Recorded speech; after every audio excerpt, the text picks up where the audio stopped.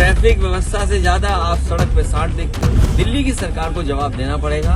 आज घर घर बेरोजगार है और एक एक नौजवान रोजगार मांग रहा है। आप किसी सरकारी अस्पताल में चले जाएं, जो सुविधा मिलनी चाहिए वो सुविधा नहीं है। इलाज के लिए पर्याप्त दवाई नहीं है, डॉक्टर नहीं है और डॉक्टर इंतजार करा रहे हैं। अगर ऑपरेशन होना है, एम्बुलेंस समय पर नहीं पहुंच पा रही है। पूरी तरीके से स्वास्थ्य व्यवस्थाएं खत्म कर दी है। सरकार खुद स्वीकार कर रही है उत्तर प्रदेश में एक्सीडेंट से भी मृत्यु ज्यादा हो रही है। सड़कों में गड्ढे होने की वजह से एक्सीडेंट हो रहे हैं और उसकी वजह से लोगों की जान जा रही है। उत्तर प्रदेश के पूर्व मुख्यमंत्री समाजवादी पार्टी के राष्ट्रीय अध्यक्ष अखिलेश यादव ने जनपद बाराबंकी में कार्यक्रम के दौरान भाजपा सरकार पर जमकर निशाना साधा। दरअसल अखिलेश यादव सपा के कद्दावर नेता अरविंद कुमार सिंह गोप के पारिवारिक कार्यक्रम में उनके आवास पहुंचे थे, जहां मीडिया से बात करते हुए अखिलेश यादव ने भाजपा सरकार पर निशाना साधा और कहा, सरकार के लोग किसी अस्पताल में जाना चाहें तो चले जाएं। जो व्यवस्थाएं मिलनी चाहिए थी वो सुविधा नहीं मिल रही है। इलाज के लिए पर्याप्त दवाई नहीं है, डॉक्टर नहीं है, स्ट्रेचर नहीं है, एम्बुलेंस समय पर नहीं पहुंच पा रही है। वहीं पत्रकार द्वारा पूछे गए सवाल पर अखिलेश यादव ने कहा, डीजल पेट्रोल में सरकार ने पैसा वसूल लिया, बिजली तो महंगी दे ही रहे हैं, उसमें कितना पैसा वसूल लिया? आपकी पढ़ाई महंगी है, दवाई बाहर से खरीदनी पड़ रही है, उसमें सरकार पैसा वसूल रही है। आखिरकार महंगाई से जो मुनाफा सरकार कमा रही है वो किसकी जेब में जा रहा है? अखिलेश यादव ने सरकार के गड्ढा मुक्त अभियान पर भी सवाल उठाए। अखिलेश यादव ने कहा कि एक्सीडेंट में जो जाने जा रही है वो ज्यादातर सड़कों पर गड्ढों की वजह से जा रही है। ट्रैफिक व्यवस्था से ज्यादा सड़कों पर सांड देखने को मिलते हैं। सुनिए अखिलेश यादव का बयान। बनाई गई थी 108 बनाई गई थी। तमाम सारे आज जो कर्मचारी वो बातचीत करते हैं, नौकरी के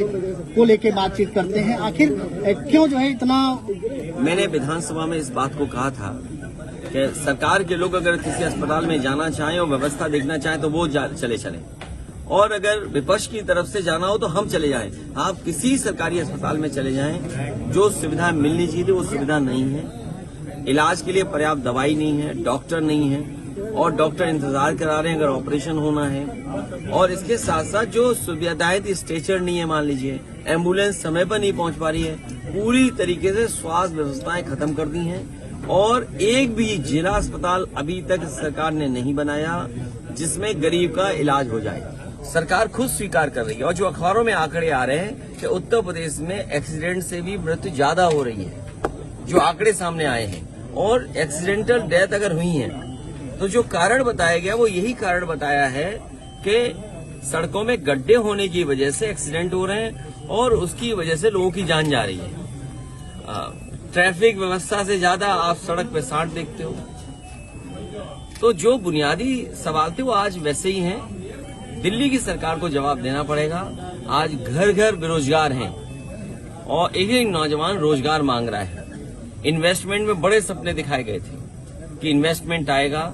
आज एक अखबार में निकला है कि कई इन्वेस्टमेंट करने वालों ने एमओयू वापस ले लिए।